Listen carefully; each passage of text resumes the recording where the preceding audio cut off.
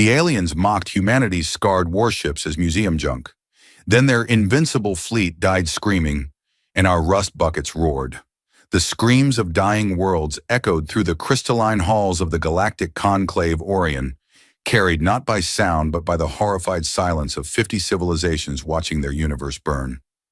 On the massive holographic displays that floated like accusing ghosts above the diplomatic platforms, entire planets dissolved into cosmic dust, their populations of billions reduced to scattered atoms in the span of heartbeats, and the assembled representatives could do nothing but watch their worst nightmares play out in the high-definition horror. The recordings showed the same apocalyptic sequence repeated across dozens of star systems. Unknown vessels materializing from the void like cancerous tumors growing in the fabric of space itself, unleashing energies that tore through planetary shields as if they were gossamer veils, and then moving on to the next target with the methodical efficiency of an exterminator clearing vermin from an abandoned building.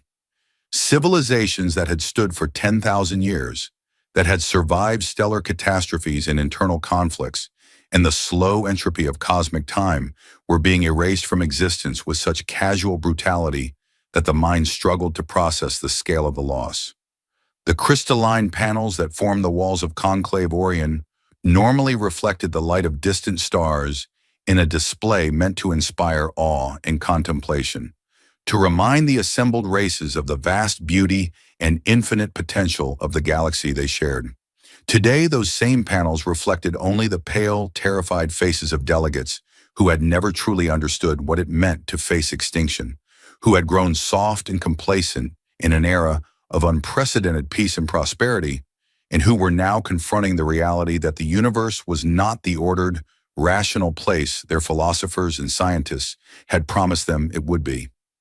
The diplomatic platforms, technological marvels that floated on invisible repulsor fields and could be configured to accommodate the environmental needs of dozens of different species, bobbed slightly in the disturbed air currents created by so many beings breathing heavily in collective panic, their elegant designs seeming suddenly fragile and inadequate in the face of the horrors playing out on the displays. The Tavorians occupied the prime central platforms, their positions reflecting their status as one of the founding members of the conclave and their long history of diplomatic leadership. They were a beautiful race, tall and slender with bronze skin that seemed to glow with an inner light, their features refined by millennia of genetic optimization and cultural selection for aesthetic perfection. Their indigo eyes, large and expressive, were currently wide with horror as they watched the recordings of destroyed worlds, many of which had been trading partners or diplomatic allies. The Tavorians had built their entire civilization on the principle that intelligence and reason could overcome any obstacle, that conflict could be resolved through dialogue and compromise, that violence was the last refuge of the primitive and the desperate. They were learning in real time how profoundly wrong they had been. Sovereign Admiral Xandar Raylo stood at the forefront of the Tavorian delegation, his tall frame rigid with tension that his elegant posture could not quite conceal. He wore the formal uniform of the Tavorian Star Fleet, a masterpiece of tailoring that incorporated adaptive fabrics and holographic embroidery, displaying his numerous commendations and achievements. Under normal circumstances, the uniform would have been a source of pride, a visual representation of his lifetime of service to his people. Today, it felt like a costume, like something worn by an actor playing at being a military commander without understanding the brutal reality of what that role actually entailed. He had spent the last hour presenting carefully prepared tactical analyses to the assembly, proposing defensive strategies based on Tavorian military doctrine that emphasized elegant coordination and minimal casualties, calling for a unified response that would demonstrate the conclave's technological superiority and civilized approach to conflict resolution. The response to his proposals had been enthusiastic, at least initially. Representatives from dozens of races had nodded their various appendages in agreement, had praised his strategic insight, had congratulated themselves on having such a brilliant military mind to lead them through this crisis. But then the holographic display had shifted to show the human fleet, and everything had changed. The laughter had started slowly, just a few scattered chuckles from the more arrogant species. But it had spread like a contagion through the chamber, until nearly every delegate was expressing some form of derision or contempt. The humans, it seemed, were a joke that the entire galaxy could share. The human vessels orbiting the scorched world of Arden 5 looked nothing like the sleek, sophisticated warships that dominated modern military thinking. They were massive, ungainly constructs that appeared to have been assembled by welding together random pieces of scrap metal and hoping the result could actually fly. Their hulls were thick slabs of unpainted armor plating, scarred and pitted by countless impacts, absorbing light rather than reflecting it in a way that made them look like holes in space rather than actual physical objects. No elegant curves or aerodynamic designs, no shimmering energy shields or holographic camouflage systems, no decorative elements or aesthetic considerations whatsoever. They were brutally functional, designed by beings who cared nothing for beauty or sophistication and everything for raw survivability. The largest of them, the flagship designated UES-doomed Vanguard, was particularly offensive to civilized sensibilities. It was a modified tank-class battleship, a design that had been obsolete for 300 years by Tavorian standards. With armor so thick it seemed impossible the vessel could actually maneuver, and weapon ports that studded its surface like open wounds. "These rusty crates belong in a museum," Xandar Relo heard himself saying, his voice dripping with contempt that he did not entirely feel, but that seemed expected of him in this moment. His thin lips curled in an expression of disdain that felt false even as he performed it. But he was playing to his audience now, maintaining the image of Tavorian superiority that had been carefully cultivated over centuries. "They look like relics from a war everyone else has forgotten, like salvage from some primitive conflict that has no relevance to modern military science. How can such archaic vessels possibly contribute to a coordinated defense against an enemy that has demonstrated the ability to destroy our most advanced installations?" The chamber erupted in agreement, various species expressing their concurrence in ways ranging from polite applause to aggressive displays of dominance. A Kalari representative, its luminous form pulsing with colors that indicated amusement in its species' emotional spectrum, transmitted a neural broadcast of mirth that washed over the assembled delegates like a wave of shared contempt. A massive Chromath general, his 4-meter frame encased in ceremonial battle armor that incorporated more advanced technology than most species' entire military establishments, slammed one gauntleted fist against his platform with enough force to send vibrations through the entire chamber, the impact expressing his agreement more eloquently than words ever could.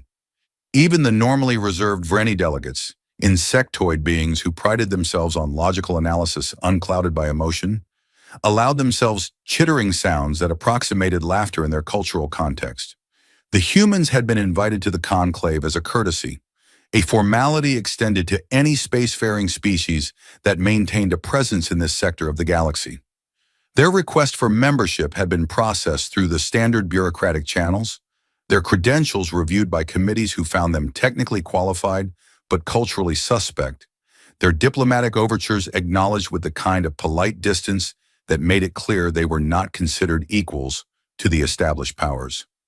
No one had actually expected them to matter, to contribute anything of value to the sophisticated political and military apparatus that governed galactic affairs. They were primitives, playing at civilization, interesting perhaps as anthropological curiosities, but hardly worthy of serious consideration. Admiral Dante Corvin stood on the human platform, a simple metal structure that lacked the aesthetic refinements of the other diplomatic installations, but possessed a functional sturdiness that seemed to characterize everything about his species.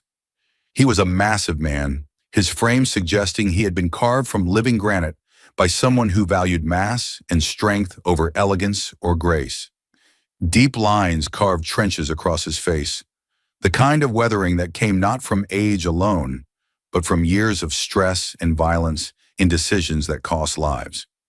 His eyes, set deep beneath a prominent brow, burned with an intensity that seemed to bore through anyone unlucky enough to meet his gaze, and they carried within them the accumulated weight of battles fought and comrades lost and victories that tasted like ash.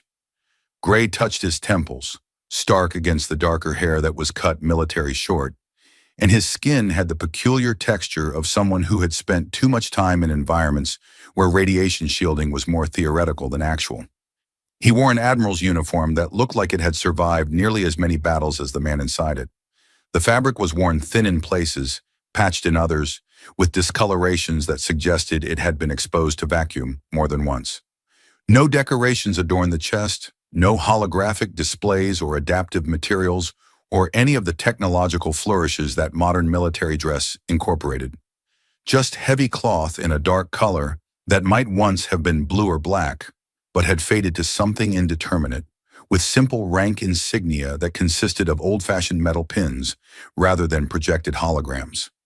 An old combat scar ran above his left eye, a jagged line of tissue that had healed imperfectly, and as the laughter of the assembled delegates washed over him, that scar began to pulse with a rhythmic intensity that suggested elevated blood pressure and rising anger.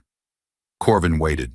He stood perfectly still, his hands clasped behind his back in a parade rest position that suggested military discipline so ingrained it had become unconscious, and he simply waited for the mockery to run its course.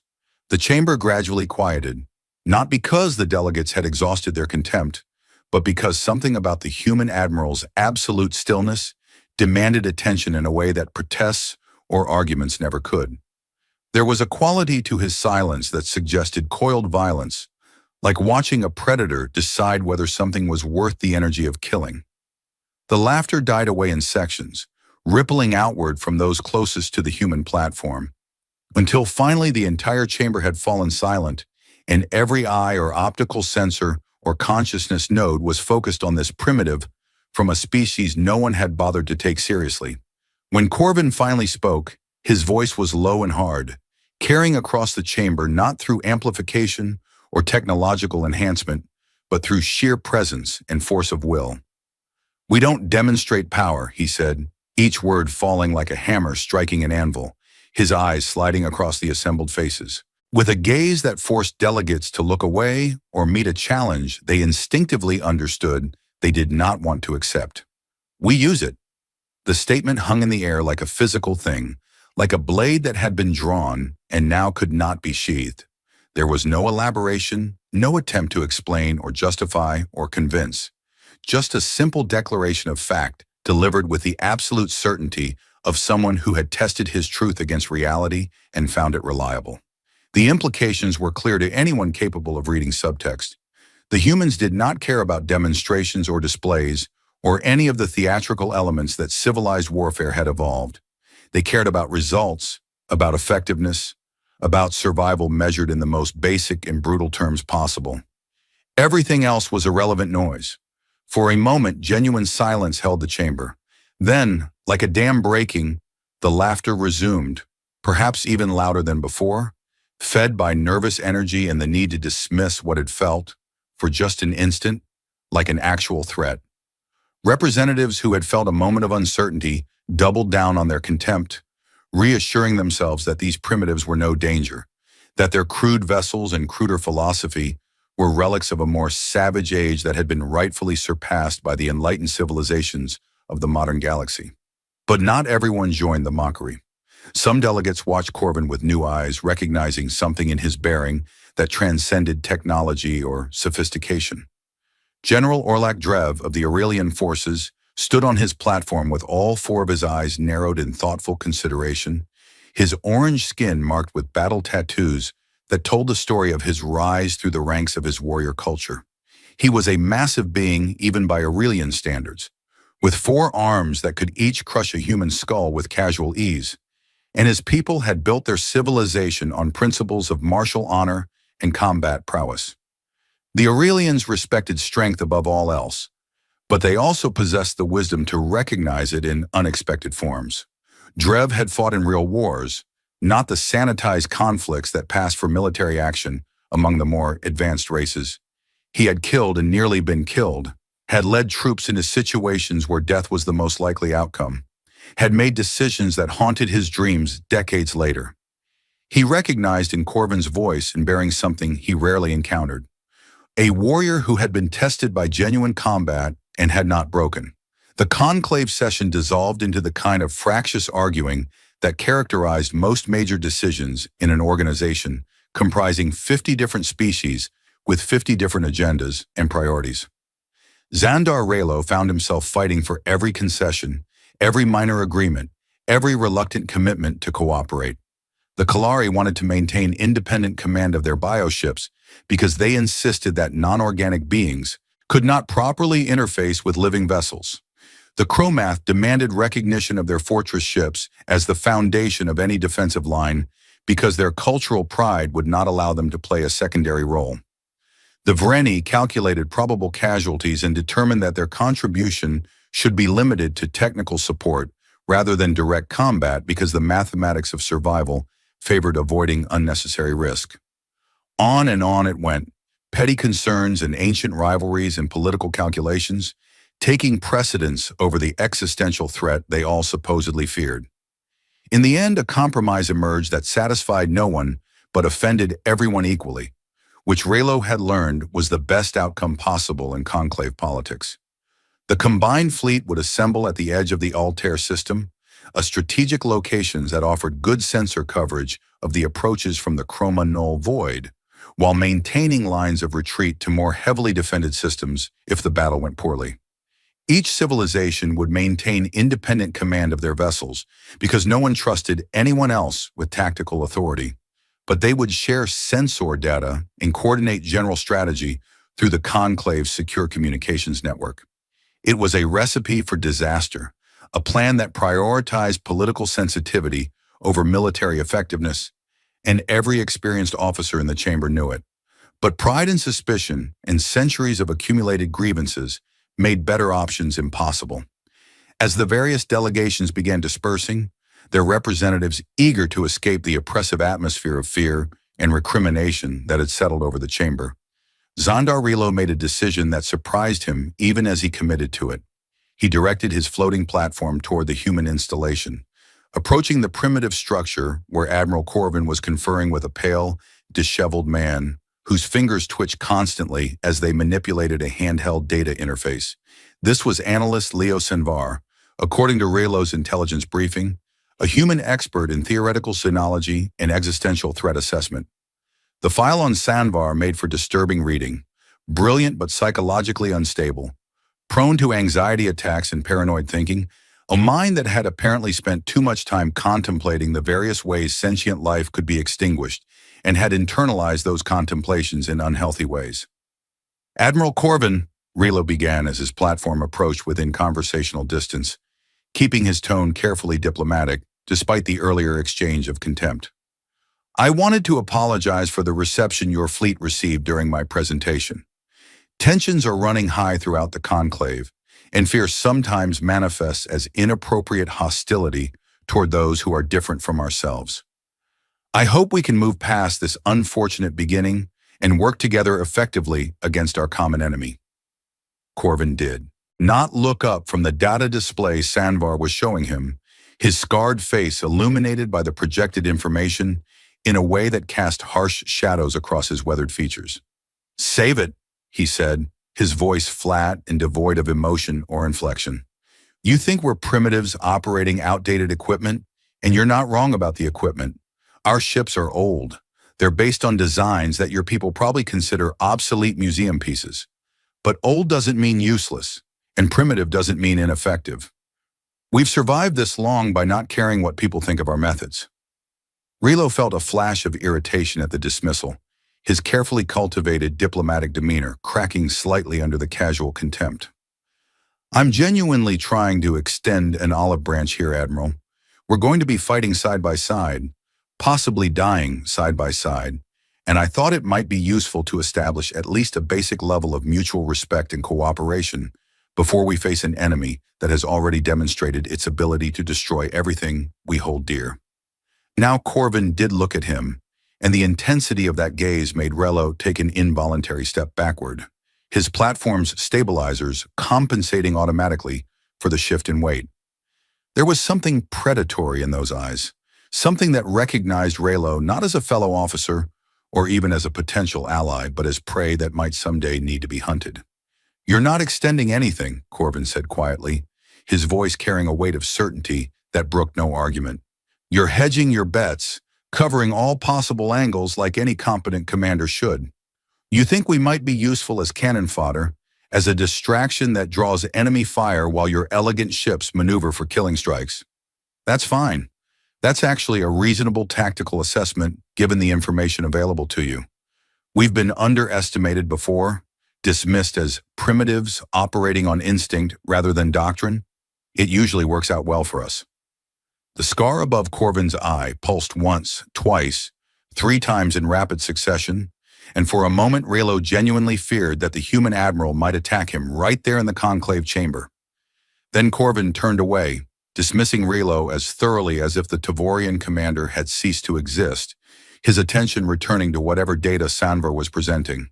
The analyst glanced up briefly, his tired eyes meeting Raylo's for just a moment, and in that glance Raylo saw something that sent a chill down his spine. It was pity. This nervous, unstable human analyst looked at Sovereign Admiral Xandar Raylo, decorated commander of the Tavorian Star Fleet and one of the most respected military minds in the Conclave, and felt sorry for him.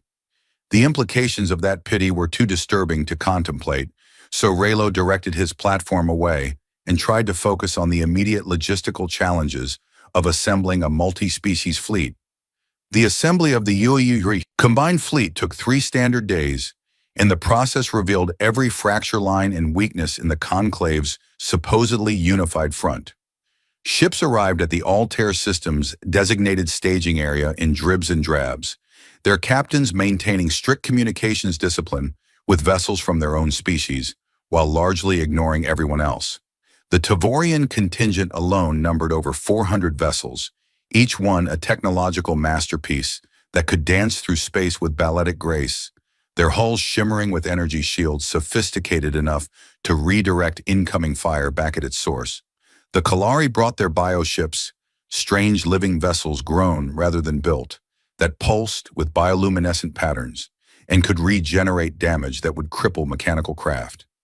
The Chromath arrived with their fortress ships, massive, slow-moving platforms bristling with enough firepower to crack a small moon, operated by crews who viewed death in battle as the highest possible honor.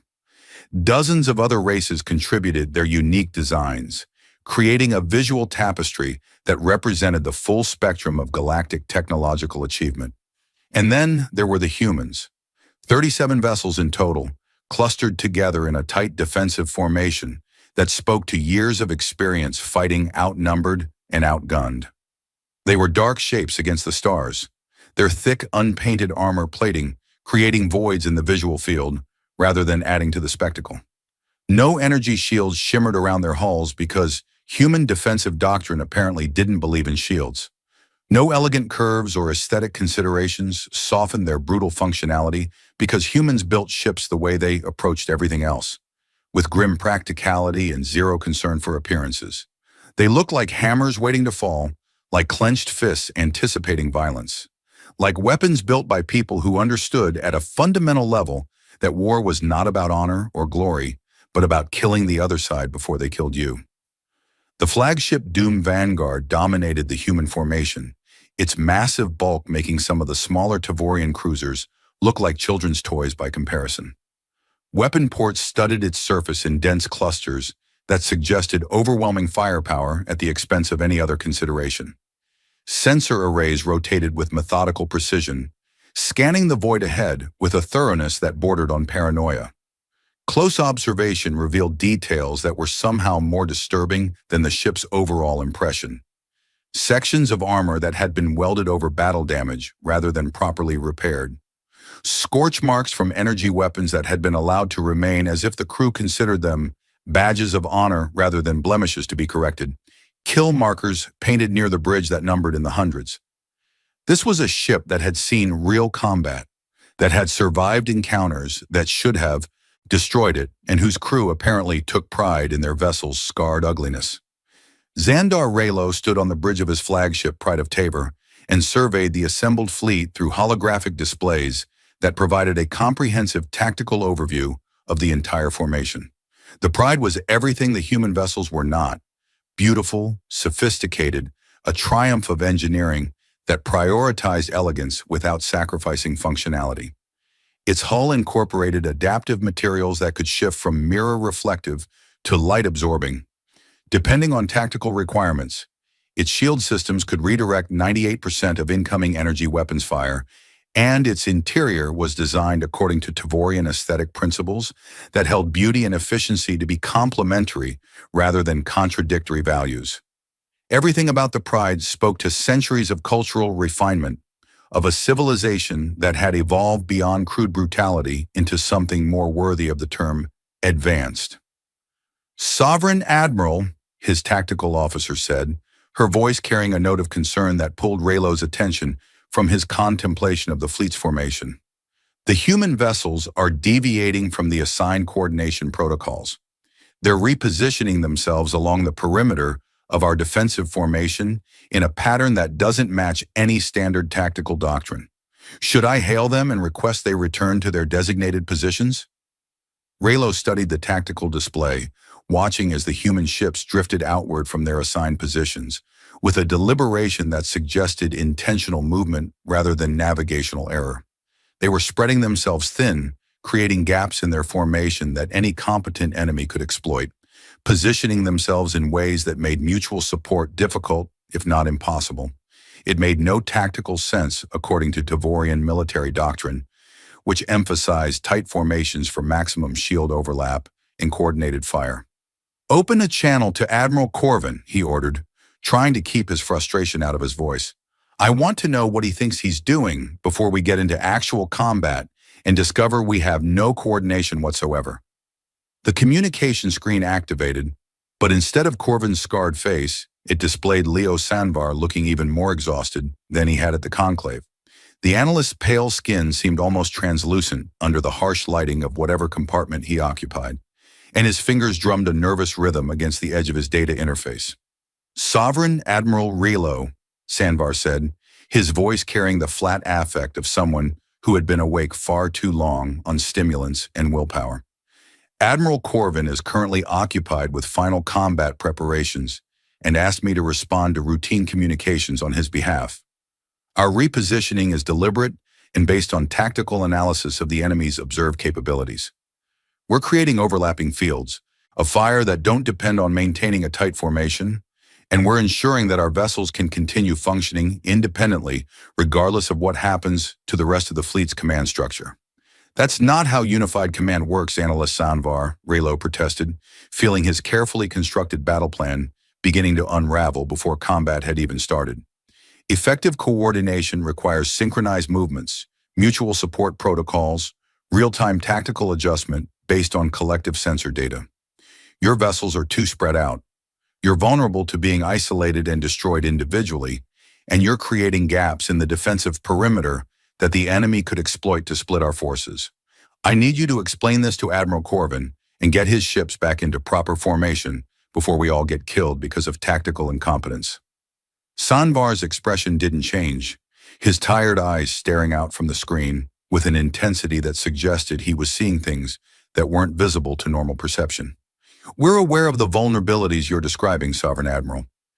We've run probability models on 17 different formation configurations, and all of them show weaknesses that a sufficiently intelligent enemy could exploit. But we've also reviewed the reconnaissance data from the colonies that were destroyed, and we've analyzed the attack patterns the enemy employed. Your battle plan assumes that they will engage according to civilized warfare doctrine, establishing lines of battle, concentrating fire on strategic targets, attempting to degrade our command structure through targeted strikes against flagship vessels. Based on the available evidence, that assumption is almost certainly incorrect. They don't fight the way you fight. They don't think the way you think. And if we try to face them using your elegant coordinated tactics, we're all going to die. So we're positioning our ships where we can do the most damage when your plan falls apart." Before Raylo could formulate a response to that brutally frank assessment, every alarm on every ship in the fleet began screaming simultaneously. The chromonal void, that region of space where stars seemed to have been erased from existence, erupted with sensor contacts that defied logical analysis. The enemy had arrived, and they had brought hell with them. They emerged from nothing, from the spaces between spaces, as if reality itself had developed malignant tumors that burst through into normal space, bringing nightmares made manifest. The enemy vessels were not constructed from matter in any conventional sense.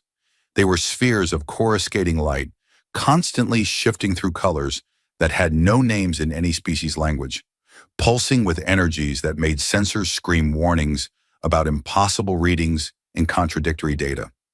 They didn't move through space using conventional drives or even the exotic propulsion systems that the more advanced conclave species employed.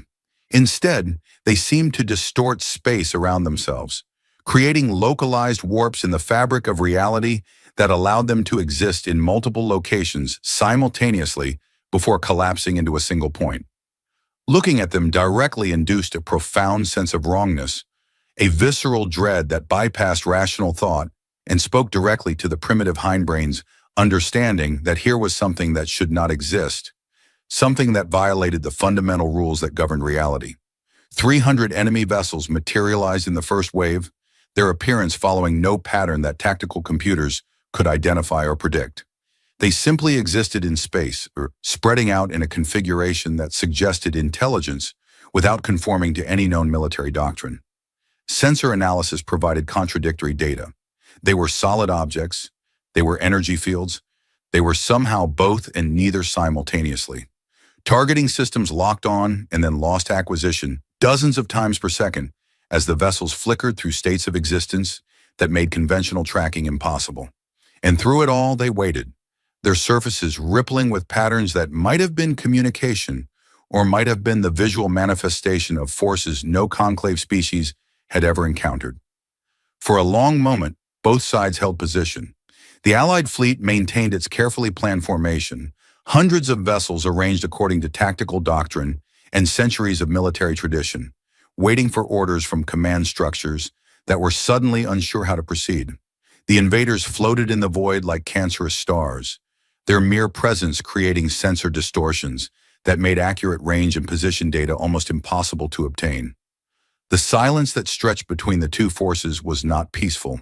It was the silence of predators sizing up prey, of killers choosing their moment to strike, of the universe holding its breath before violence erupted and transformed everything.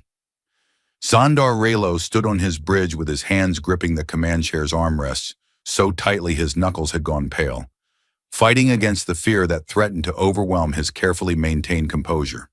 He had practiced for this moment, had refined his opening diplomatic contact protocols until every word carried the weight of Tavorian tradition and civilized values.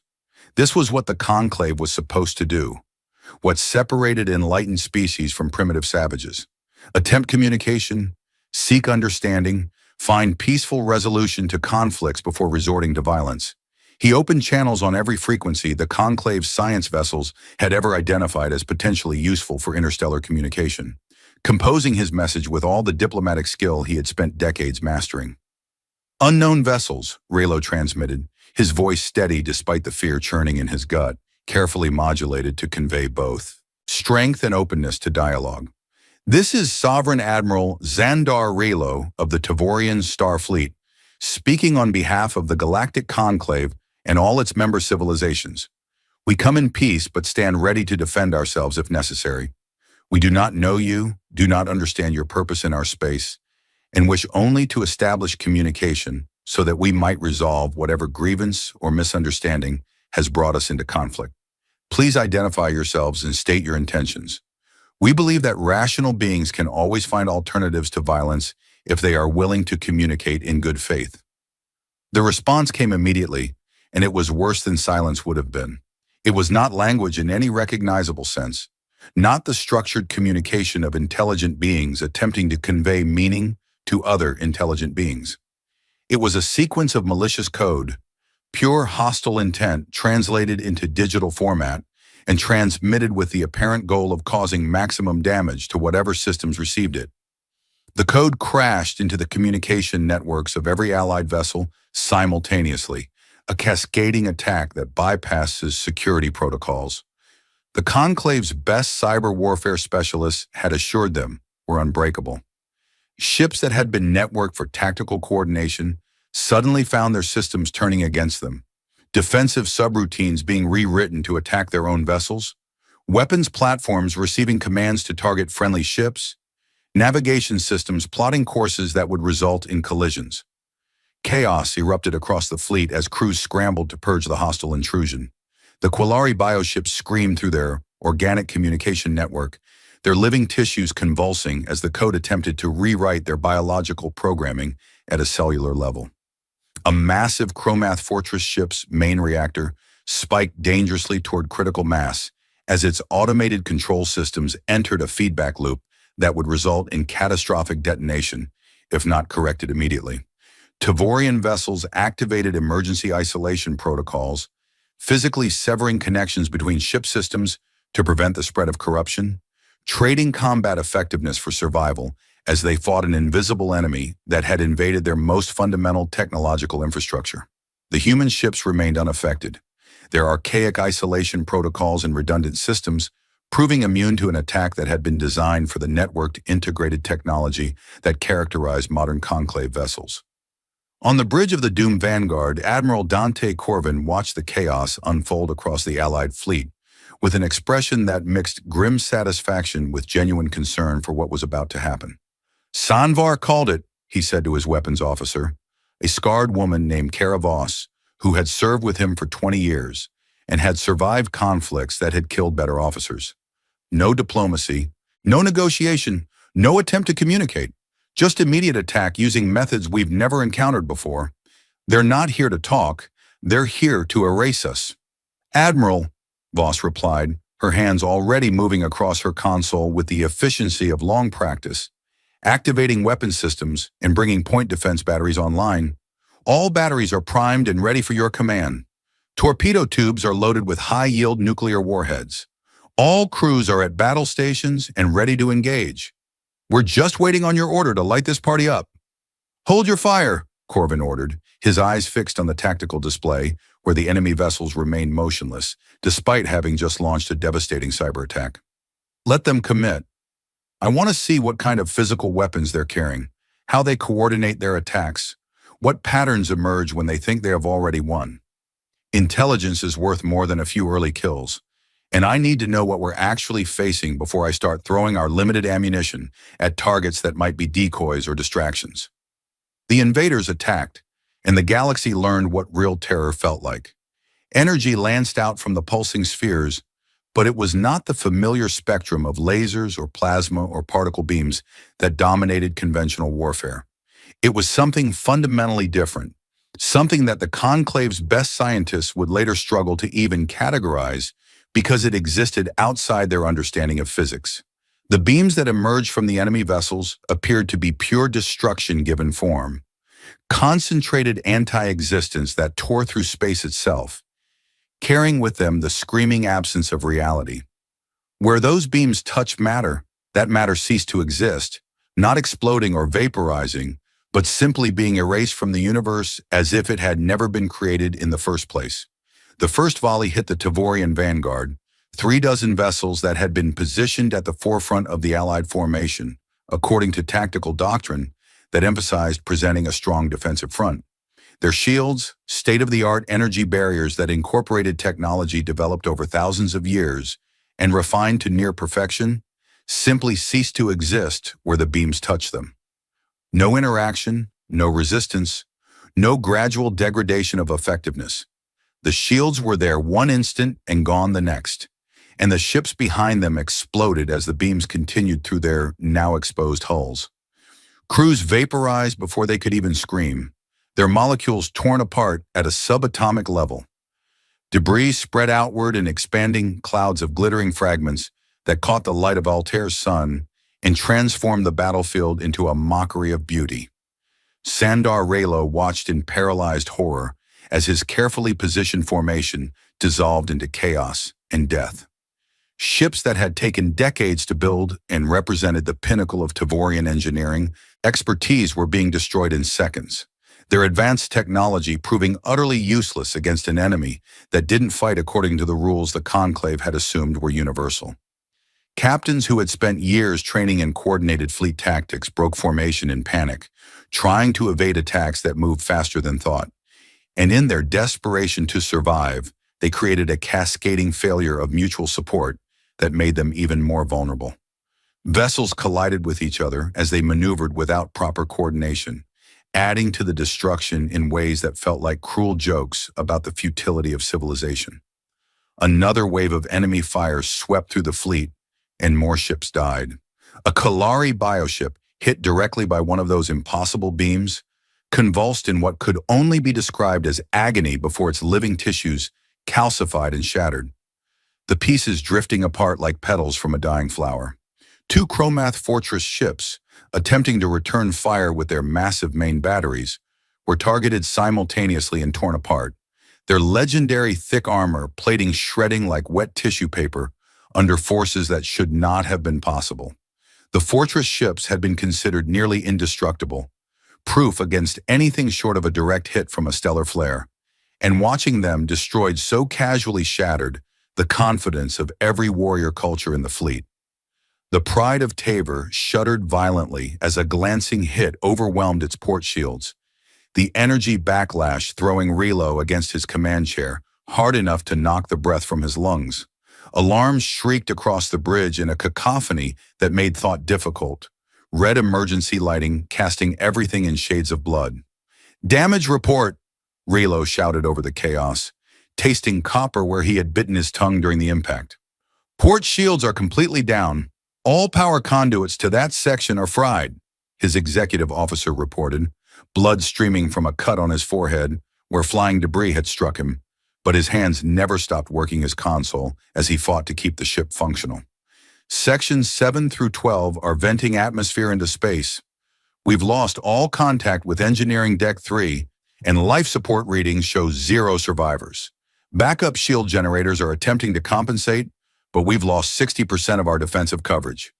Through the main view screen, Relo could see the human vessels moving forward, advancing into the storm of enemy fire with what appeared to be suicidal determination.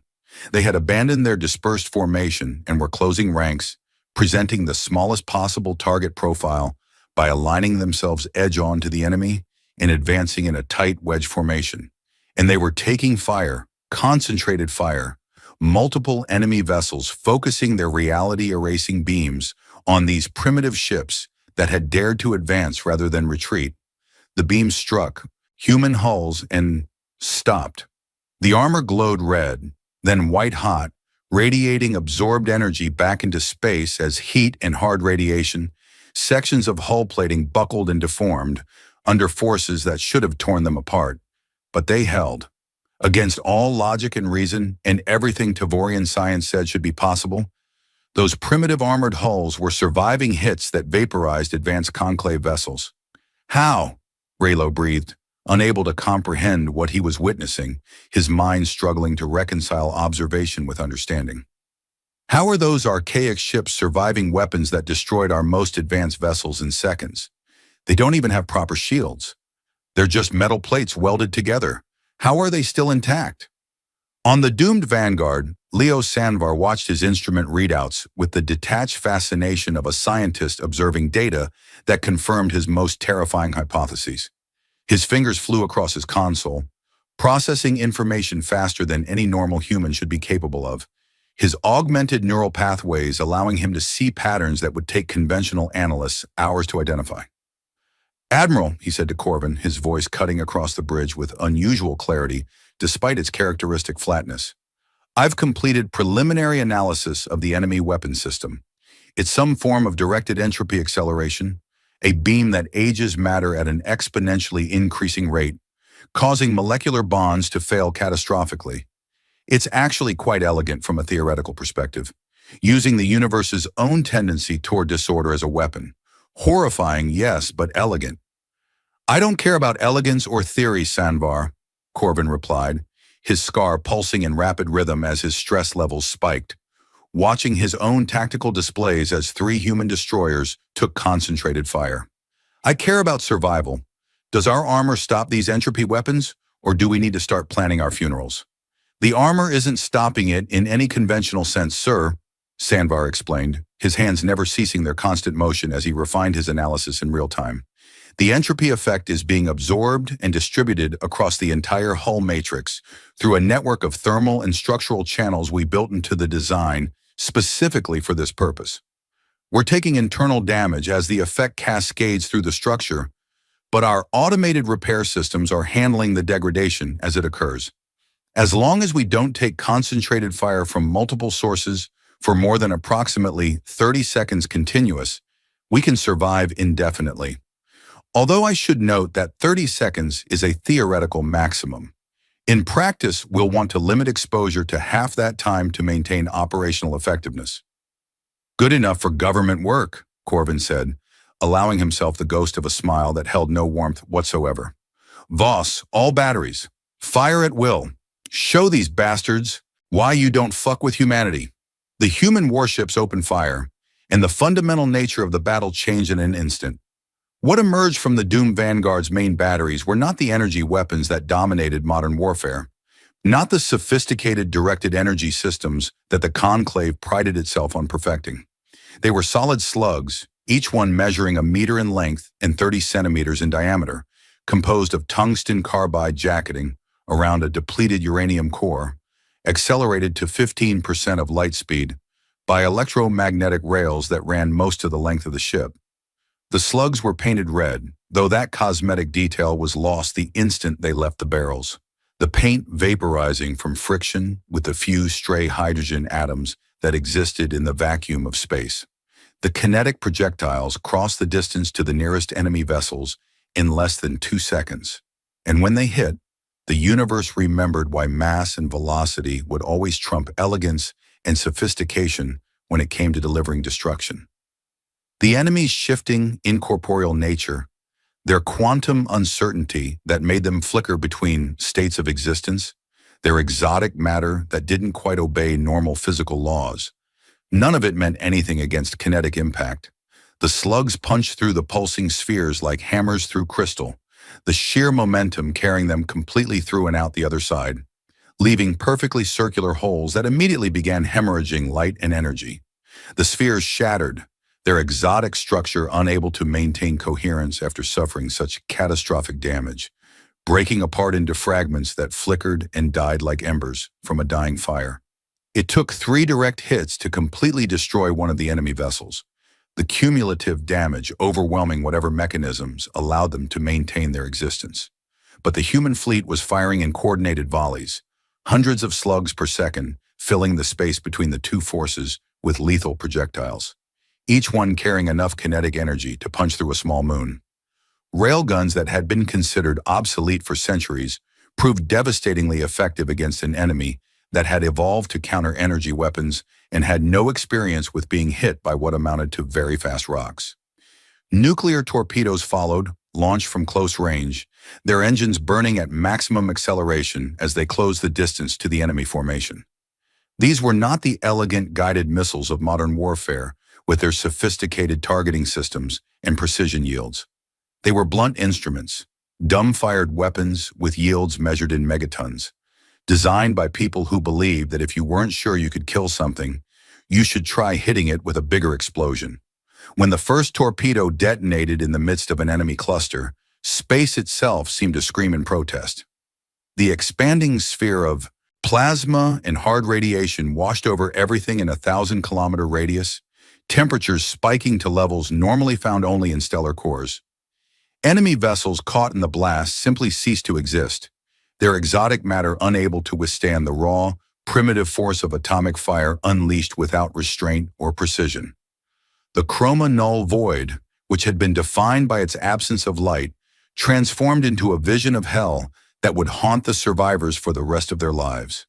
The darkness was replaced by strobing pulses from continuous explosions, nuclear fire competing with energy weapon discharges, and the dying light of destroyed vessels to create a nightmare landscape where navigation became as much art as science. The human vessels pushed forward through this maelstrom, their armor glowing cherry red from absorbed hits, their weapons never ceasing their brutal song of destruction. They didn't maneuver with the grace that conclave doctrine emphasized.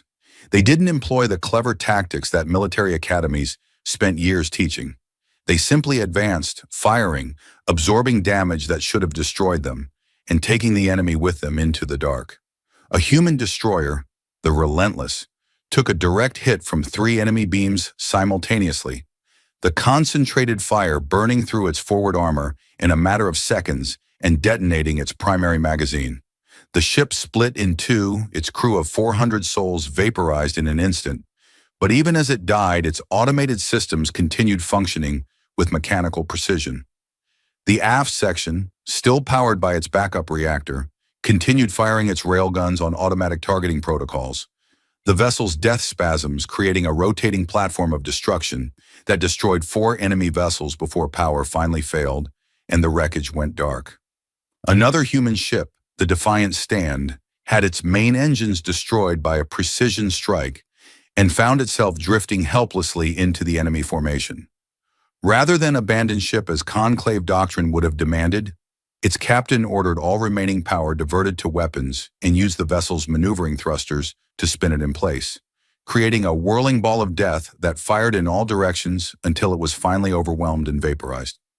General Orlak Drev, commanding the Aurelian contingent from his flagship Warrior's Pride, watched the human tactics with all 4 of his eyes wide in something approaching religious awe.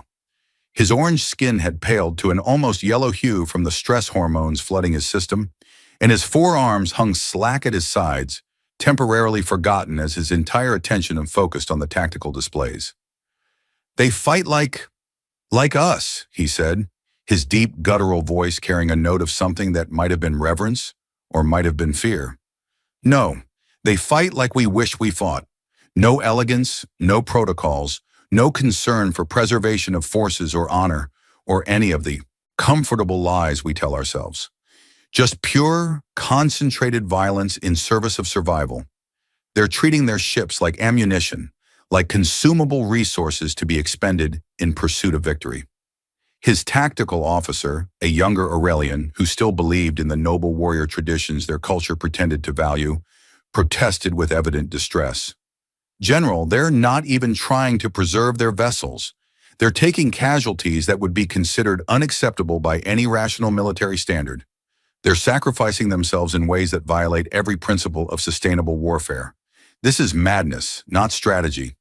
"This is war," Drev replied, his understanding shifting in real time, as he watched humans do what his people had forgotten how to do. "Real war, not the ritualized competitions we've been playing at for the last 1,000 years. Everything is ammunition, if you're willing to use it that way. Every ship, every weapon, every life, all of it expendable if spending it buys victory. We've been so concerned with honor and tradition and preserving our forces for the next engagement that we forgot the point was to win this engagement. All ships, I'm issuing new tactical orders. Break formation immediately. Engage in independent attack patterns. Target enemy vessels in coordination with human fire solutions. Create overlapping fields of fire, and don't worry about presenting a unified defensive front. If the humans are willing to bleed for this battle, then by the ancient stones of Aurelia and the honor of our ancestors, we're going to bleed with them." The Aurelian ships, built for direct combat but constrained by cultural traditions of honorable warfare that emphasize personal glory and individual heroics, threw off those constraints and surged forward into the maelstrom. Their weapons had been designed for precision strikes at long range, careful application of force that minimized collateral damage and maximized the opportunity for enemy vessels to surrender with honor intact. But Drev ordered them to close to knife-fighting distance, to engage in the brutal point-blank slugging match that the humans had initiated, to abandon precision in favor of overwhelming violence. It was wasteful by traditional Aurelian standards. It violated centuries of military doctrine. It would be criticized by the warrior poets who documented great battles and judged commanders on their elegance of execution. It was also devastatingly effective. Enemy vessels found themselves bracketed between human kinetic barrages and Aurelian plasma storms, caught in crossfires that gave them no room to maneuver their quantum uncertainty or adapt their exotic defenses. The plasma weapons the Aurelians employed were designed to superheat enemy hulls until their structural integrity failed, but against enemies that didn't have conventional hulls, the effect was different and more destructive. The plasma interacted with whatever exotic matter composed the enemy vessels in ways that created cascade failures, spreading corruption through their quantum states until they collapsed into conventional matter and immediately exploded from the contradiction between their nature and their state. On the Pride of Tavor, Xander Relo struggled to process what he was witnessing. his entire worldview crumbling under the weight of observed reality. His ship had fallen back from the front lines, its shields still regenerating from the earlier hit, its crew working frantically to repair damaged systems and restore combat effectiveness. Through his view screen and tactical displays, he watched as the battle that should have been a disaster, that every predictive model said was unwinnable, transformed into something else. The humans were dying, yes, their casualties mounting as ship after ship was overwhelmed by concentrated enemy fire. 5 of their 37 vessels were already destroyed, their crews atomized or frozen in the expanding debris clouds. But they were taking the enemy with them at a rate that defied all rational calculation. And more importantly, they were showing the rest of the fleet how to fight these things, demonstrating through brutal example that the enemy could be hurt, could be killed, could be beaten if you were willing to pay the price. "Sovereign Admiral," his tactical officer said, and Relo heard something in her voice he had never heard before, something he had never expected to hear from a Tavorian military officer. It was fear, yes, but also a kind of awe, the tone someone might use when witnessing a natural disaster or a stellar phenomenon that transcended normal experience. "We're receiving tactical data transmission from the human flagship on emergency military frequencies. They're sharing their weapons solutions, their targeting algorithms, their damage assessments, their entire tactical database. Everything they know about fighting these enemies, they're just giving it to us." Relo pulled up the data stream on his personal display, his fingers shaking slightly as he processed the information flooding into his ship's computers. It was raw and unrefined, presented without any of the sophisticated interfaces or elegant visualizations that Tavorian systems used, just pure tactical information in its most basic form. But it was complete, holding nothing back, sharing every advantage and insight the humans had gained through their bloody learning process. It was the kind of openness that Tavorian military doctrine would never allow, that violated centuries of security protocols and operational procedures, that emphasized maintaining tactical advantages over potential rivals. But the humans apparently didn't care about maintaining advantages or protecting proprietary military technology. They cared about surviving the next hour, about making sure the fleet as a whole stood the best possible chance against an enemy that was trying to exterminate all of them. Everything else was an irrelevant calculation. "Reconfigure our weapon systems to match human firing solutions," Relo ordered, his voice hoarse from shouting over alarms and desperate with the understanding that his elegant strategies had been worse than useless. "Transmit new tactical orders to all Tavorian vessels. Break formation and engage at close range. Abandon defensive coordination in favor of independent attack. Target enemy vessels with overlapping fire, and don't worry about maintaining proper formation spacing. Forget the doctrine we've trained on for decades. Forget the protocols that have governed Tavorian military action for the last 1,000 years. Forget everything about civilized warfare and honor and rules of engagement. Just kill them. Find whatever weapons are most effective and use them without hesitation or restraint. If we need to ram enemy vessels and self-destruct to take them out, then that's what we do. Survival trumps everything else." The Tavorian fleet, its elegant formations abandoned, and its sophisticated tactical doctrine discarded as the useless garbage it had proven to be, joined the desperate melee that the battle had become. Their energy weapons, designed for surgical precision and efficiency that minimized collateral damage, proved less effective than human kinetics against enemies that existed partially outside normal space.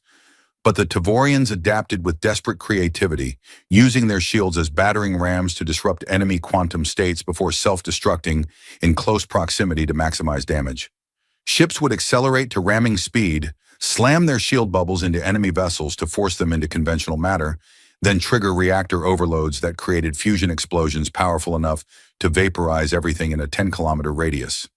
It was wasteful beyond anything Tavorian military culture had ever contemplated. It was horrifying to commanders who had spent careers minimizing casualties. It violated every principle that separated civilized species from primitive savages. And it worked. The battle raged for 3 hours that felt like 3 years to those fighting it, time losing all meaning in the continuous assault of sensory overload and mortal terror. There was only the next shot, the next target, the next desperate maneuver to avoid incoming fire that could erase you from existence. The space around the Altair system became a graveyard on a scale that defied comprehension, littered with debris from hundreds of destroyed vessels, representing dozens of species. The human fleet, which had started the engagement with 37 ships, was reduced to 19 battered hulks that continued fighting through sheer, stubborn refusal to die. The Tavorian contingent had lost over 200 vessels, each one representing decades of construction time and thousands of crew members who had believed their sophisticated technology would protect them.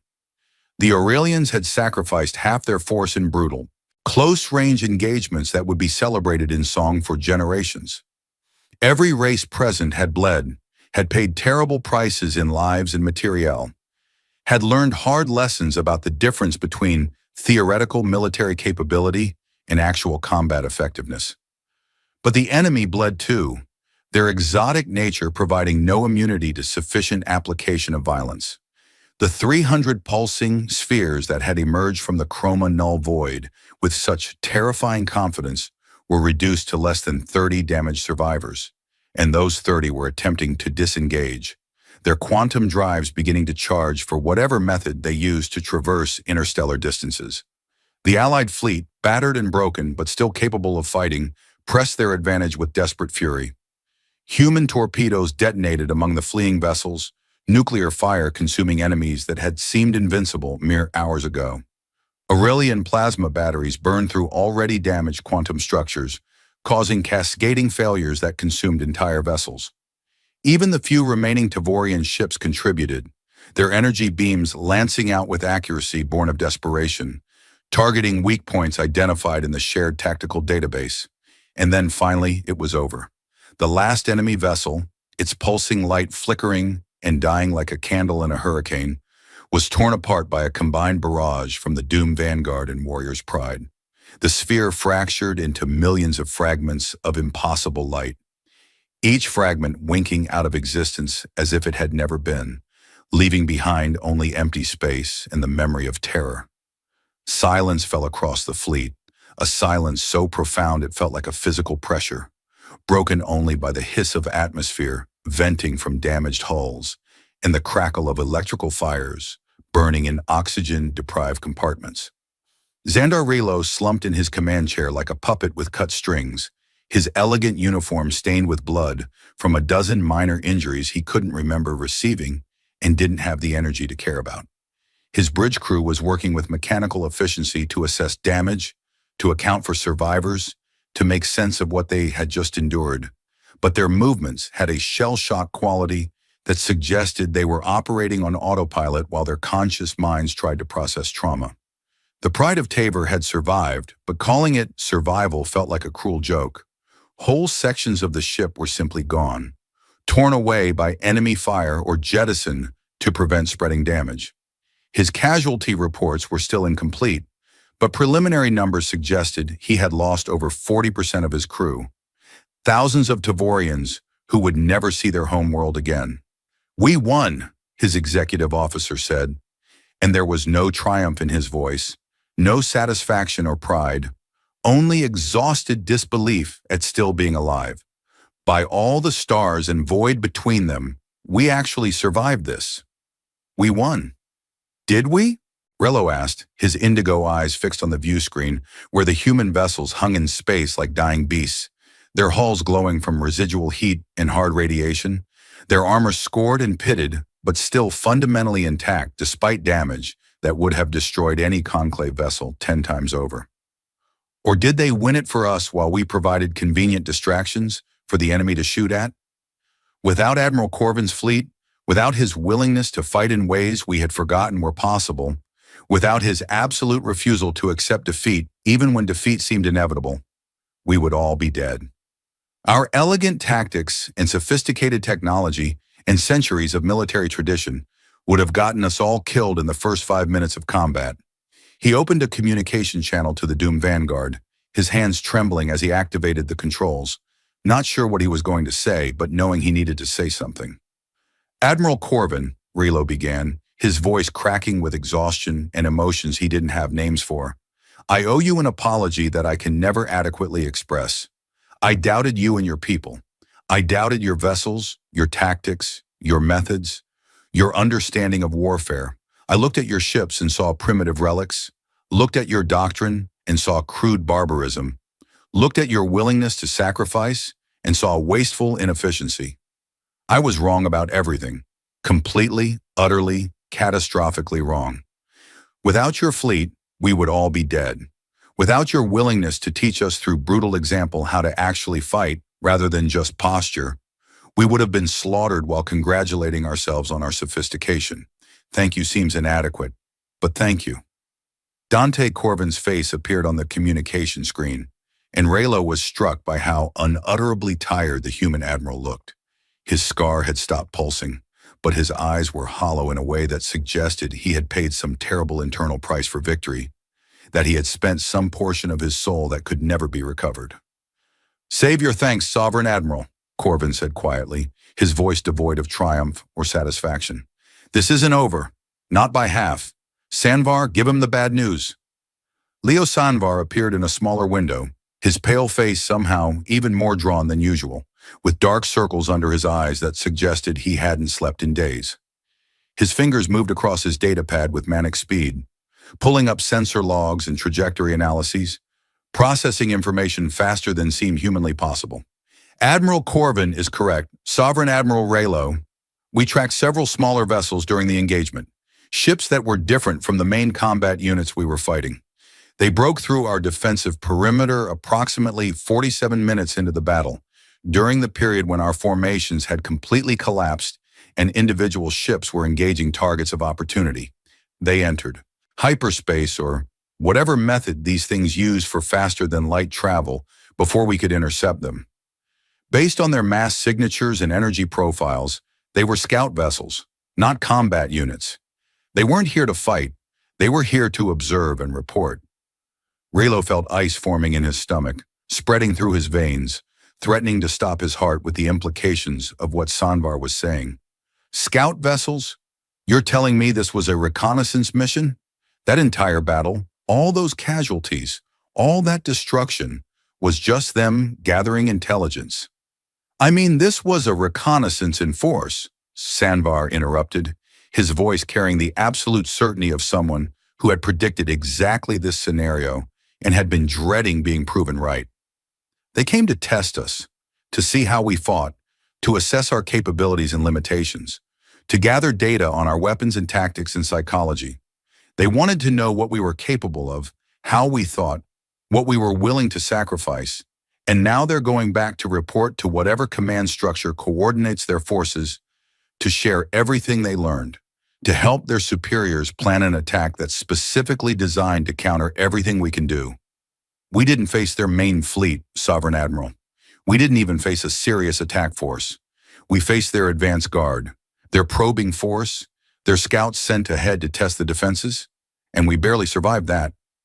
The implications of that statement rippled across every ship in the fleet as the communication was broadcast on all channels, shared among all surviving crew members, spreading like poison through the collective consciousness of beings who had just survived hell and were now being told that hell had merely been a preview. The enemy they had just barely defeated at terrible cost, the force that had shattered the Conclave's illusions of invincibility and taught them what real war felt like, had been just a scouting party. Somewhere out in the dark between stars, something larger was waiting, something that had spawned these horrors and sent them forth to measure the galaxy's defenses. And now that something knew exactly how strong those defenses were, knew every weakness and vulnerability, knew precisely how to hurt the species that had dared to resist. General Orlak Drev's voice came across the fleet-wide channel, his guttural tones somehow managing to convey both fury and grim satisfaction, the voice of a warrior who had found the enemy worthy and was eager to continue the fight. "Then we make them regret sending their scouts. We prepare, we adapt, we learn from this engagement and become stronger. The humans have shown us that victory is possible if we're willing to pay the price in blood and sacrifice. I, for one, am willing to pay whatever price is necessary to ensure my people survive. The ancient stones of Aurelia will bear witness to our courage or our extinction, and I would rather die fighting than live as prey." Other voices joined in across the communication channels, Commanders from a dozen races pledging their continued support, promising to rebuild their fleets with new understanding, vowing to stand ready for the next engagement. But beneath the bravado and determination, Raylo could hear the fear that everyone was trying to mask. They had won, yes, but at a terrible cost, and against an enemy that had apparently been holding back, that hadn't even committed to serious combat. What would happen when the real invasion came? When the enemy stopped testing and started conquering in earnest? What horrors would they face when these things decided to stop gathering intelligence and start executing whatever plan they had developed for galactic extermination? "Admiral Corvin," Raylo said, his voice cutting through the chatter on the communication channels, demanding attention through sheer need to know. "I need you to be completely honest with me. No diplomatic evasions or reassuring platitudes. Based on what we've seen, based on your experience with this kind of warfare, do we stand any realistic chance against their main force when it comes? Can we survive what's coming, or should we start preparing our civilians for evacuation to whatever remote regions of space might escape notice?" Corvin was silent for a long moment, his scarred face unreadable as he considered how to answer. When he finally spoke, his words were measured and careful, but utterly honest in a way that was somehow more terrifying than comfortable lies would have been. "I don't know, Sovereign Admiral, and that's the truth. We've been fighting for survival since before most of your civilizations developed interstellar travel. We've learned to fight dirty, to use every advantage no matter how small, to turn our weaknesses into weapons and exploit enemy overconfidence. But this enemy is different from anything we've faced before. They're not trying to conquer territory or extract resources or impose their culture. They're not even trying to communicate or establish dominance hierarchies. They're trying to erase us, to purify the galaxy of our existence, as if we were contamination that needs to be removed. That's a different kind of war, existential in the truest sense, and I'm not sure any of us are prepared for the psychological reality of fighting an enemy that views our very existence as an offense that must be corrected." "But you'll fight," Raylo said, and it was not a question because he already knew the answer, could see it in Corvin's eyes and bearing. "We'll fight," Corvin confirmed, something that might have been a smile flickering across his scarred face for just an instant. "We always do. It's what we're good at, possibly the only thing we're good at. Humans don't know how to quit, don't have a genetic or cultural off switch that lets us accept defeat gracefully. We've survived ice ages and plagues and global wars that should have exterminated us, and we're still here because we're too stubborn to die properly. The question isn't whether we'll fight. The question is whether the rest of the galaxy will fight with us in the way that's actually required.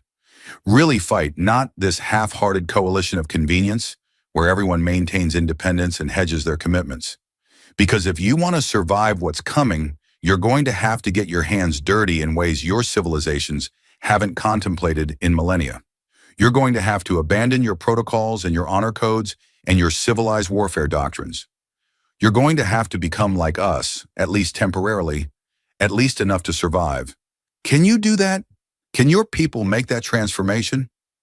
Raylo closed his eyes, thinking of the beautiful doctrine that had governed Tavorian warfare for centuries, the elegant strategies that had made him famous among his people, the honorable combat protocols that had defined his entire career and self-image. All of it had proven worse than useless against an enemy that didn't care about elegance or honor, that simply wanted to erase his entire species from existence. The humans had shown him a different way, a harder way, a way that demanded everything and promised nothing except survival. Could he embrace that path? Could his people follow him into darkness? Could the galaxy transform itself into something brutal enough to survive? "We'll learn," he said finally, opening his eyes and meeting Corvin's gaze with as much determination as he could muster. "You'll teach us, and we'll learn, because the alternative is extinction. We'll abandon our comfortable illusions and our sophisticated pretensions and our civilized denials of what war actually requires. We'll become what we need to become to survive. And maybe when this is over, we can rediscover our better natures. But first we survive." Corvin nodded slowly, and for just a moment something that might have been respect flickered in his dark eyes, a recognition of another commander willing to do what was necessary. "All right then, we start reconstruction immediately. Your damaged ships need to be repaired or salvaged for parts. If they're beyond repair, every functional weapon system needs to be recovered and reused. Your crews need rest, but not too much, just enough to prevent complete psychological collapse, because we don't have time for proper recovery. We have maybe a week before they come back, possibly less depending on how quickly they can assemble their main force and process the intelligence their scouts gathered. Sanvar, coordinate with the Conclave's strategic division and share all our analytical data. I want predictive models for every possible attack vector, every potential weakness in their approach, every advantage we might be able to exploit. Drev, your people understand close combat in ways most Conclave species have forgotten. Start immediate training programs for the other races, show them how to fight when elegant doctrine fails and brutality is all that remains. Relo, you're the ranking officer for the Allied forces, whether you want the job or not.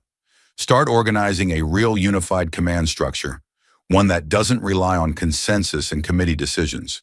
We need a fleet that can respond to orders instantly, not a debating society that discusses every tactical decision until the enemy has already killed us.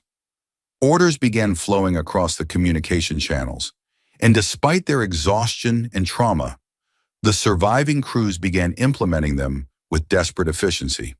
The human vessels, battered almost beyond recognition, but still fundamentally functional, started moving among the Allied fleet, offering technical assistance and sharing their brutal knowledge of warfare forged in countless desperate conflicts. Aurelian warriors, their honors satisfied by blood shared in combat, transferred to Devorian ships to begin training programs in close quarters fighting and psychological preparation for the kind of total war their cultures had tried to evolve past. Engineers from a dozen races worked together to salvage what they could from destroyed vessels. Every scrap of functioning equipment, precious now that they understood the scale of the threat they faced and the inadequacy of their previous preparations. In the ruins of the battle, among the floating graveyards and expanding debris clouds, something new was being born. Not the comfortable cooperation born of mutual benefit and diplomatic nicety, but genuine unity forged in blood and fire and shared terror. The elegant civilizations of the galaxy, their sophisticated pretensions burned away by brutal reality, were learning a lesson that humanity had mastered eons ago. Survival trumps everything else without exception, and there is no victory so ugly that it isn't worth achieving if the alternative is total extinction. The doomed vanguard hung in space like a wounded beast, its hull still radiating enough heat to make it glow faintly in the infrared spectrum, its weapons batteries already being serviced and reloaded by crews who understood that rest was a luxury they couldn't afford in a universe that wanted them dead. On its bridge, Dante Corvin stood alone, having sent everyone else to their stations or their bunks, allowing himself this moment of solitary contemplation.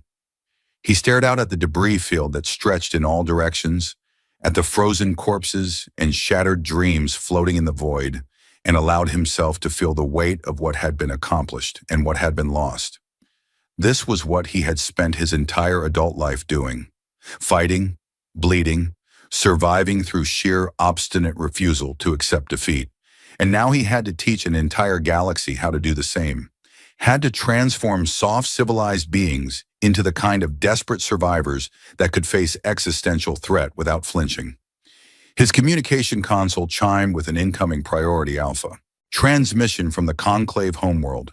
He accepted the connection, and the holographic projection displayed the face of the Conclave's High Chancellor, her crystalline features arranged in an expression that attempted to convey gratitude but couldn't quite hide underlying horror at what she had witnessed.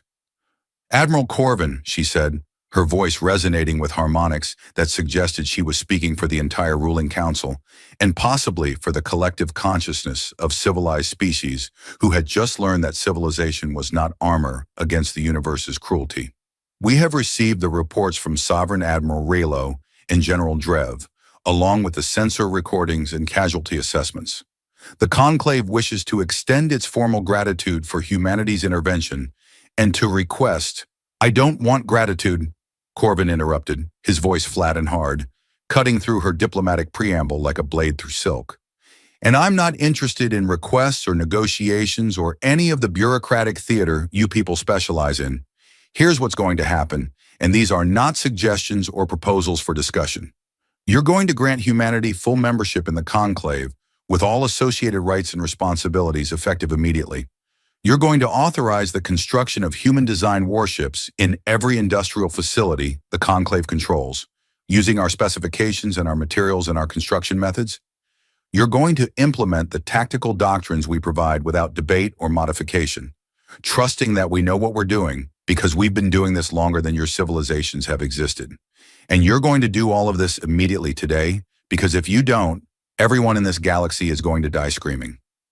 The High Chancellor's features rippled with what might have been offense at his tone and presumption, but she didn't immediately argue, which suggested she had watched the battle footage and understood exactly how close they had come to total annihilation. The conclave will need to convene an emergency session to address your demands. Not demands, Corvin corrected, his scar pulsing once. Requirements. Facts of reality that you can either accept or die ignoring. And not an emergency session with debates and votes and all the theatrical performance you mistake for governance.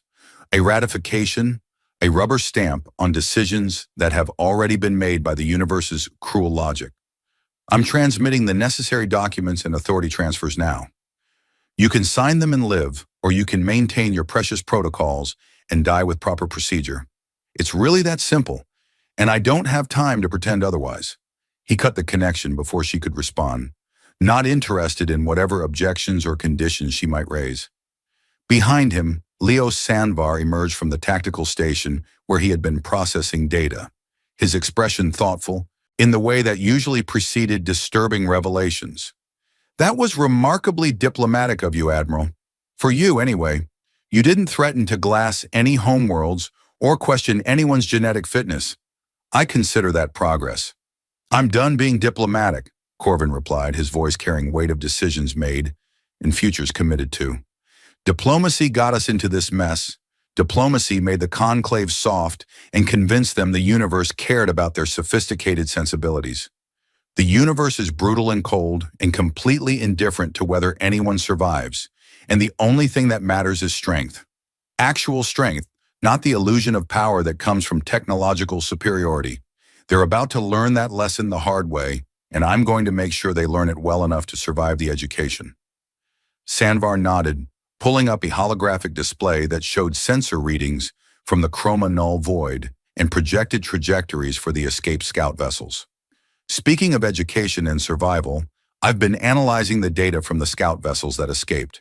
Their trajectory suggests they were heading toward a region approximately 200 light-years from here, a stellar cluster we've designated Tartarus 9. It's gravitationally complex, lots of interference that would make it ideal for hiding a large fleet. Based on the energy signatures we detected during the battle, and extrapolating from the fact that this was just a reconnaissance force, I'd estimate their main fleet numbers somewhere between 5,000 and 10,000 vessels. Possibly more if they're drawing forces from multiple staging areas. Corvin felt something cold and heavy settle into his chest, a familiar weight that he had learned to live with over decades of impossible situations. 10,000 of those pulsing spheres, each one capable of tearing through conventional defenses like they were tissue paper. Each one a nightmare made manifest. Even with the entire conclave fleet retrofitted according to human specifications and retrained in human tactics, even with humanity's brutal efficiency applied to galactic-scale warfare, those numbers were horrifying. Can we win against those numbers? Give me honest analysis, not optimistic projections designed to make me feel better. Sandvar was silent for a long moment, his fingers drumming that nervous rhythm against the holographic display's edge, his augmented mind running calculations faster than normal humans could follow. Honestly, Admiral, I don't know, and that uncertainty terrifies me more than a definitive negative answer would. We've faced impossible odds before and survived through combination of skill, luck, and sheer stubborn refusal to die. But this is something else entirely, an order of magnitude beyond anything we've encountered. The mathematics don't look good. Even if we manage to maintain the kill ratio we achieved in this engagement, destroying 10 enemy vessels for everyone we Lose, we'd still be overwhelmed by sheer numbers. We need an advantage, something they don't expect, something that fundamentally changes the equation of the engagement in ways their scouting data didn't prepare them for. Suggestions? I'm working on several possibilities, but Admiral, I need to tell you something that you're absolutely not going to want to hear. Sanvar's pale face was drawn with exhaustion and fear, his eyes haunted by visions of futures he had calculated and found uniformly terrible. I've been running probability models and behavioral analyses, trying to predict enemy actions based on what we observed during the engagement. And there's a pattern that keeps emerging in the data, a pattern that terrifies me more than anything else about this situation. They're not just trying to destroy us, Admiral. They're testing us, studying us, learning from our responses. Every attack, every engagement, every tactical decision we make provides them with data about how we fight, how we think, how we respond to different stimuli. And when they've learned enough, when they've gathered sufficient data to build comprehensive models of our psychology and capabilities, they're going to launch an attack that's specifically designed to counter everything we can do. We're not just fighting an enemy, Admiral. We're fighting an enemy that's using us as their training program that gets smarter and more dangerous with every battle we win. Corvin felt his scar pulse 3 times in rapid succession, the physical manifestation of stress and anger and dawning understanding. The implications of Sanvar's analysis rippled through his mind, and he grasped with sudden terrible clarity what they were facing. Not just an enemy with superior numbers and technology, but an adaptive enemy that learned from every engagement, that evolved its tactics in response to observed behavior, that used the galaxy's own defenses as curriculum for perfecting the art of extermination. How did you fight something like that? How did you win against an opponent that got stronger and more sophisticated with every battle, that turned your victories into lessons for your eventual defeat? Then we don't give them time to learn, Corvin said finally, the decision crystallizing in his mind with absolute clarity born of limited options. We hit them now immediately before they can process all the data from this engagement. We take the initiative, force them to respond to us instead of executing whatever plan they're developing. It's our only chance to avoid fighting an enemy that knows everything about us while we know almost nothing about them. Admiral, Sanvar protested, his voice rising with genuine alarm. We barely survived this battle with numerical advantage and defensive positioning.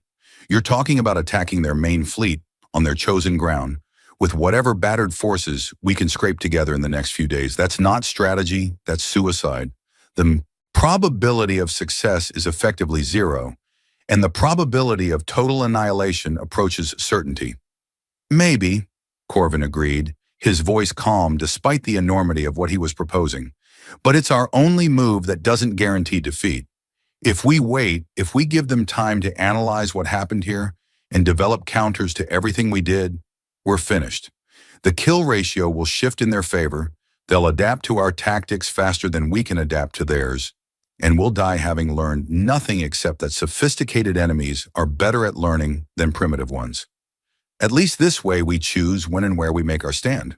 We attack before they expect it, before they're ready, before they have consolidated their forces and developed comprehensive countermeasures. And who knows, maybe we'll surprise them. Humans are exceptionally good at surprising enemies who think they have us figured out.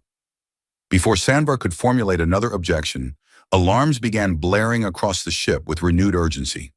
Corvin spun toward the tactical display, his hand instinctively reaching for the rail along his command chair, body responding to danger before conscious thought could process what was happening. Report, what's triggering the alarms? Admiral, we're detecting a transmission originating from the debris field, the communications officer called out, her voice tight with tension that suggested she had already listened to whatever was being broadcast. The source point is the wreckage of destroyed enemy vessels, specifically the quantum cores that haven't fully destabilized. It's broadcasting on all frequencies simultaneously, repeating in every language in the Conclave database, plus several languages we don't have translation protocols for. Someone or something really wants to make sure we receive this message. Put it through, Corvin ordered, bracing himself for whatever psychological warfare the enemy had prepared. The bridge speakers crackled with interference, layers of static and distortion suggesting the transmission was barely compatible with human audio systems. Then a voice emerged, and calling it a voice was an act of linguistic charity. It sounded like reality tearing, like the screaming of metal subjected to forces it was never designed to withstand, like stars dying in gravitational collapse. All of it compressed and modulated into something that approximated language through sheer malevolent will. The words were clear despite their horrifying delivery, and they repeated in an endless loop designed to maximize psychological impact. We are merely instruments of purification, tools employed for preliminary cleansing. Beyond us comes the one who knows no defeat, the eternal cleanser, the purifier of contaminated space. He approaches to complete what we have begun, to finish the work of rendering this galaxy suitable for higher purposes. Your resistance is noted and recorded for analysis. Your adaptation is interesting and will be factored into revised strategic calculations. Your extinction is inevitable and will be enacted with absolute certainty. Prepare yourselves for erasure. The message repeated, each iteration somehow more chilling than the last despite identical wording, the horror compounding with familiarity rather than diminishing. Across the fleet, crews listened in varieties of stunned silence, some offering prayers to deities that had never seemed more distant, some weeping openly as the last remnants of hope drained from their hearts, some simply staring at nothing as they confronted the reality of their own mortality and the apparent futility of resistance. The enemy had not just been testing their defenses through combat, they had been measuring them for extermination, preparing them for something worse, conditioning them to understand that all their struggles and sacrifices had been observed and cataloged and would ultimately prove meaningless. On the bridge of the Pride of Tabor, Xandar Raylo stood motionless, his elegant frame rigid with fear he could no longer hide or control. His indigo eyes were wide with existential terror, his bronze skin pale with shock, his carefully cultivated diplomatic composure shattered by the weight of that pronouncement. His crew looked to him for orders, for reassurance, for any indication that their leader had a plan or even an idea of how to respond. But Raylo had nothing. His entire worldview, carefully constructed over decades of service and education, had been demolished in the span of hours. The elegant strategies he had studied were useless. The protocols he had mastered were meaningless. Everything he had built his life and identity upon was revealed as elaborate self-deception. General Orlak Drev's response was characteristically direct and defiant. On the warrior's pride, the Aurelian commander listened to the message exactly once, absorbing its implications with all four eyes blazing with fury rather than fear. Then he slammed all four of his massive fists against his command console simultaneously, the impact cracking the reinforced metal and sending spiderwebs of fractures across its surface. His deep voice carried across his bridge and then across fleet-wide channels as he broadcast his response with volume, born of rage and determination. Let them come. Let this one who knows no defeat come and test himself against warriors who refuse to be erased. We will show him what defeat tastes like. By the ancient stones of Aurelia and the honor of 10,000 generations of warriors, we will make him bleed for every meter of space he claims. If he wants to purify this galaxy, he can start by purifying the plasma we're going to fill his ships with. His crew roared in response, their battle cries echoing through the vessel and transmitting across communication channels, spreading like wildfire through ships crewed by species that understood defiance even in the face of certain doom. It was bravado, absolutely, performative courage designed to mask genuine terror. But it was something. It was better than paralyzed despair, better than accepting extinction without resistance, better than the quiet whimper that civilized species supposedly face their end with. On the doomed vanguard, Dante Corvin listened to the message in silence, his scarred face expressionless as the pronouncement of inevitable doom echoed through his bridge. When it finished its third repetition, he gestured for the communications officer to terminate the feed. The bridge fell silent, every crew member waiting to see how their admiral would react to this declaration that everything they had just survived had been merely a test, that the real horror was still approaching. Corvin stood motionless for a long moment, and then slowly, deliberately, he smiled. It was not a warm smile or a reassuring one. It was the smile of a predator that had just been challenged. The smile of a man who had been threatened so many times that threats had lost all power to intimidate. The smile of someone who heard inevitable extinction and thought, "We'll see about that." "Let him come," Corvin said, his voice carrying across every communication channel in the fleet, making sure every ship, every crew, every frightened soul could hear him clearly. This one who knows no defeat, this eternal cleanser, this purifier of contaminated space, let him come test his certainty against human stubbornness. We don't run from fights. We don't hide from enemies. We don't surrender to inevitable defeat because we've never accepted that defeat is actually inevitable.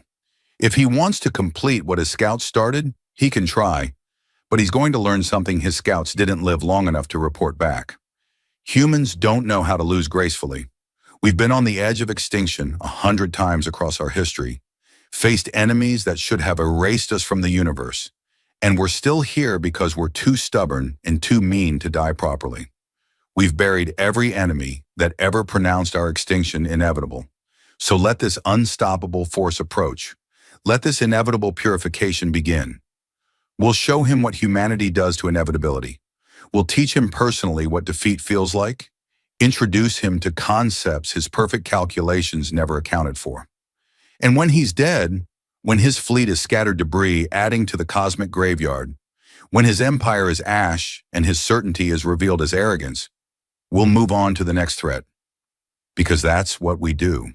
That's all we've ever done. We survive.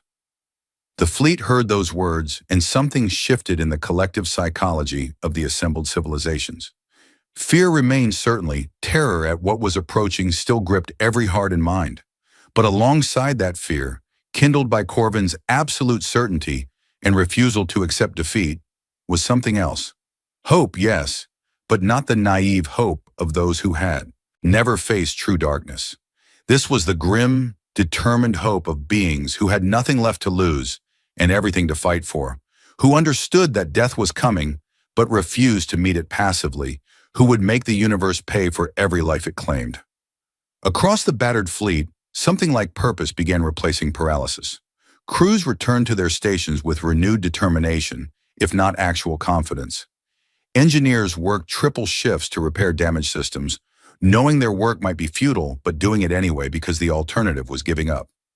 Weapons officers drilled their teams relentlessly, preparing for battles they might not survive, but refusing to face them unprepared. Tactical analysts pored over the battle data with obsessive attention to detail, looking for any advantage, any weakness in the enemy's approach, any insight that might tip the scales from certain defeat to possible survival. The elegant civilizations of the galaxy, their sophistication and refinement burned away by brutal reality, began transforming themselves into something harder, something more dangerous, something capable of the kind of total war that their cultures had spent centuries trying to evolve past. They were learning to be human in the ways that mattered for survival. In the depths of space, in the stellar cluster designated Tartarus 9, something ancient and terrible stirred with purpose renewed. It had sent its scouts to measure the prey, to assess the galaxy's ability to resist purification, to gather data that would inform the final cleansing. The scouts had reported interesting findings before their destruction. Resilient defenders, particularly the primitives who called themselves humans and fought with suicidal determination. Adaptation was occurring faster than initial projections suggested. Resistance was strengthening rather than breaking. This was acceptable, even desirable. It made the purification more meaningful, provided better data for refining extermination protocols, proved that the galaxy harbored threats worth eliminating completely rather than just suppressing. The one who knows no defeat began preparations for its arrival, calling forth the full might of its armada, 10,000 vessels of light and death that would sweep across this galaxy like cleansing fire, purging it of contamination and rendering it suitable for higher purposes. But the one who knows no defeat, for all its power and terrible certainty in eons of successful purifications, had made a critical miscalculation. It had assumed that resistance was ultimately futile, that all civilizations faced with overwhelming force would break and scatter and die whimpering. It had not accounted for a species that had been forged in the fires of countless conflicts, that had learned to thrive in desperate moments, that viewed extinction as merely another challenge to overcome through stubbornness and creativity and absolute refusal to accept defeat. It had not understood that humanity's greatest weapon was not their ships or tactics or brutal efficiency, but their fundamental psychological inability to give up, even when giving up was the only logical response to impossible odds. The war that was coming would reshape the galaxy in ways no one could predict. Civilizations would fall, and others would rise from their ashes. Worlds would burn, and new worlds would be settled by survivors. Billions would die, and trillions more would be changed by what they endured. But in the end, in the final accounting, when the universe tallied its debts, the one who knows no defeat would learn a truth that echoed across the void. There are things in this universe more dangerous than overwhelming force, more terrifying than inevitable extinction, more powerful than ancient certainty. And one of those things was a human being who had been pushed to the edge, told that survival was impossible, informed that defeat was inevitable, and responded with two words that changed everything. Watch me. The message from the destroyed enemy vessels finally stopped repeating, its final echo fading into static and then into silence that felt heavy with portent. In that silence, the combined fleet hung in space, wounded but unbroken, terrified but defiant, facing a future that promised nothing except more death and suffering. They had won a battle at terrible cost, but the war was just beginning, and that war would demand everything they had and more. For the first time in the long, peaceful history of the Galactic Conclave, its member civilizations understood a truth that humanity had always known. Peace was not the natural state of the universe, not a condition that could be assumed or taken for granted. Peace was something you fought for with everything you had, something you earned through sacrifice and suffering and willingness to stand against the dark no matter how overwhelming it seemed. Peace was the prize for surviving war, and survival required becoming something harder than you wanted to be. Admiral Dante Corvin stood on his bridge, surrounded by the wreckage of his fleet, facing a threat that promised total extinction, and he felt something he hadn't experienced in years. Not fear, though he was intelligent enough to understand the danger and realistic enough to calculate their poor chances. Not despair, though the odds were horrifying and victory seemed like a distant fantasy. What he felt was anticipation. The galaxy was about to see what humanity was truly capable of when pushed beyond all reasonable limits. They were about to witness what happened when you cornered the most stubborn, brutal, creatively violent species in known space and told them they couldn't win. They were going to learn what humanity looked like when it stopped pretending to be civilized and embraced the savage desperation that had carried it through ice ages and plagues and wars that should have rendered the species extinct. They were going to put on a show that the universe would remember. And when it was over, whether they won or lost, whether they survived or perished, the cosmos would remember the day that humanity showed them all what it really meant to fight. Not for glory or honor or any of the pretty concepts that civilized races cherished. Not for territory or resources or political dominance. They fought for the simplest and most profound reason imaginable, because they refused to die. Because extinction was unacceptable and defeat was not an option and survival was the only goal that mattered.